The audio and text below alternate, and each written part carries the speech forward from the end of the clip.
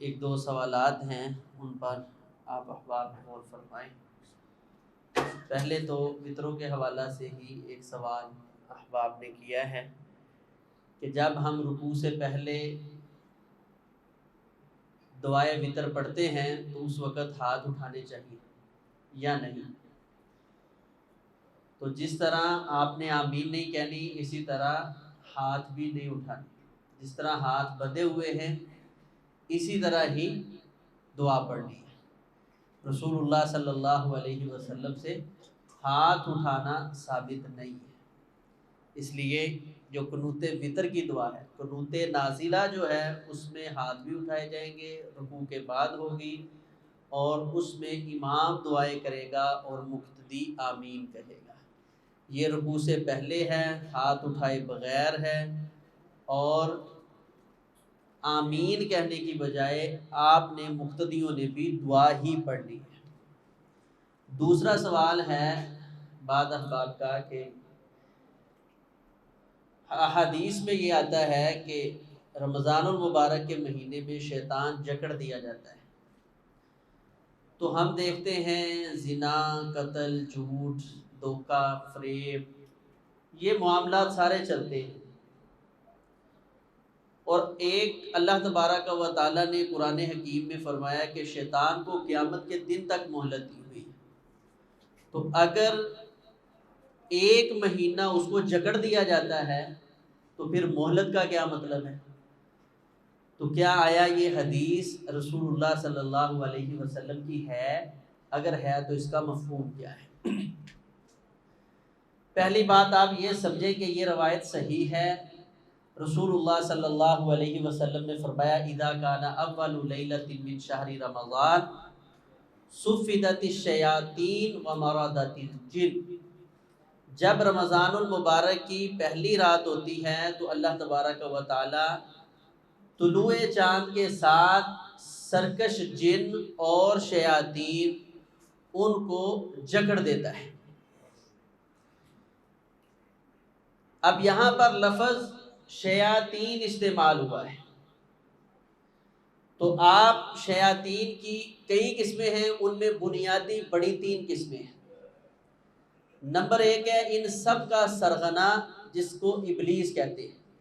حدیث میں آتا ہے رسول اللہ صلی اللہ علیہ وسلم نے فرمایا ابلیس نے پانی کے اوپر اپنا تخت لگایا ہوا ہے، اور یہ اپنے خاص کرندوں کو روزانہ شیطانیت کے لیے بھیجتا ہے، اور روزانہ یہ رات کو آ کر شام کو آ کر ابلیس کو رپورٹ پیش کرتے ہیں، حتیٰ کہ ہر کوئی بتاتا ہے میں نے یہ گناہ کیا، یہ کیا، اور ایک شیطان یہ بتاتا ہے کہ میں نے آپ کے حکم پر خامد اور بیوی کے درمیان اختلاف کروایا ہے، طلاق کروا دی ہے، تو یہ شیطان اٹھ کر اس بندے کو اپنے ساتھ لگاتا ہے، کہتا اس شیطان کو یہ اپنے ساتھ لگا کے کہتا ہے کہ اصل کام تو نے کیا ہے۔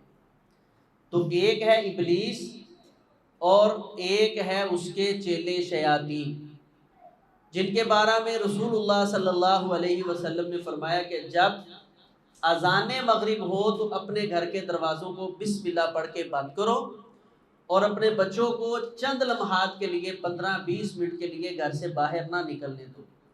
فرمایا کہ اللہ کی مخلوق میں سے کچھ سرکش شیاطین اور جن اس طرح کے ہیں کہ ان کو اذان مغرب کے ساتھ آزاد کیا جاتا ہے، اور چند لمحے ان کو ٹائم ملتا ہے کہ آپ دنیا میں پھر لیں، پھر ان کو پکڑ کے جکڑ لیا جاتا ہے۔ تو اگر یہ ایک دن پورا چھوڑ دیے جائیں یہ سرکش شیاطین اور جن، تو یہ دنیا کے اوپر فساد بپا کر دیں، اتنے شریر ہیں، اور یہ بچوں کو سب سے زیادہ نقصان پہنچاتے ہیں۔ تو رسول اللہ صلی اللہ علیہ وسلم نے یعنی جو شیاطین ہیں اس کی پھر آگے دو قسمیں، ایک وہ شیاطین جو ابلیس کے چیلے ہیں، اور ایک وہ شیاطین جن کو اللہ تعالیٰ نے جکڑا ہوا ہے اور مغرب کے وقت ان کو چھوڑا جاتا ہے۔ تیسرے شیاطین وہ ہیں جو ان چیلوں کے چیلے ہیں۔ من شر الوسواس الخناس، اللہ تعالیٰ فرماتے ہیں کہ اللہ کے جو نیک بندے ہیں ان کو اللہ تلقین فرماتے ہیں کہ آپ اللہ کی پناہ میں آئیں، کن سے؟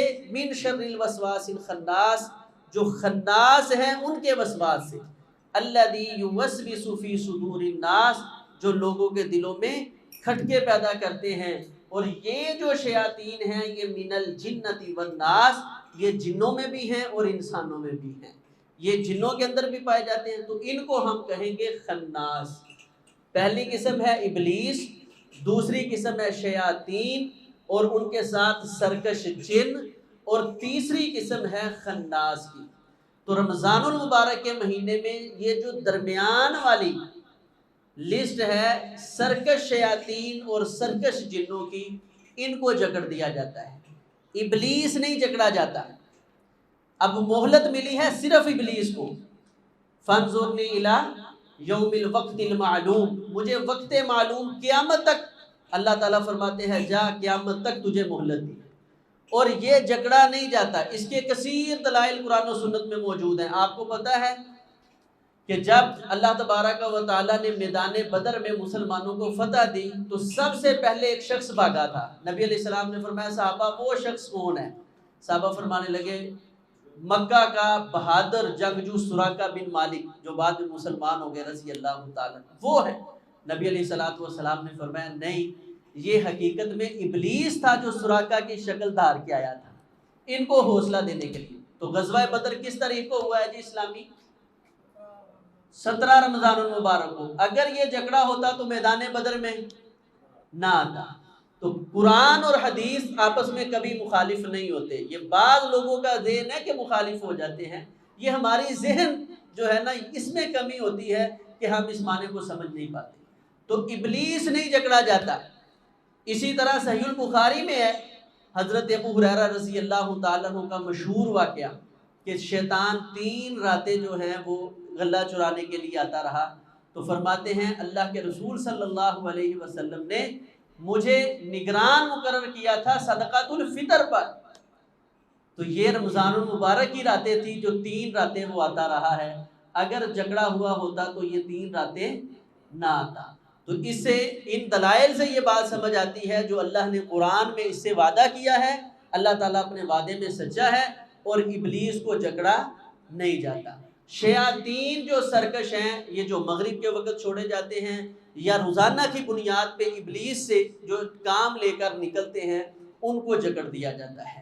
اس کے بعد جو خناس ہیں من الجنت والناس، ان کو بھی جکڑا نہیں جاتا۔ جو شیاطین کے چیلے ہیں، ابلیس کے چیلوں کے چیلے ہیں جن پر اس نے 11 مہینے اس کے چیلوں نے محنت کی ہے، اب یہ خناس باقی بچ جاتے ہیں، ان کو بھی جکڑا نہیں جاتا۔ یہ بعض انسانوں میں ہیں اور بعض جنوں میں ہیں۔ تو اس کا سادہ سا عام ہم دیکھ سکتے ہیں کہ رمضان المبارک کے مہینے میں بھی بعض لوگ وہ قباحتوں سے باز نہیں آتے، ان کا شر کم نہیں ہوتا، تو بندہ کہتا ہے جی شیطان تو باندھ دیا گیا ہے، تجھے رب نے اب بھی ڈھیل دی ہوئی ہے۔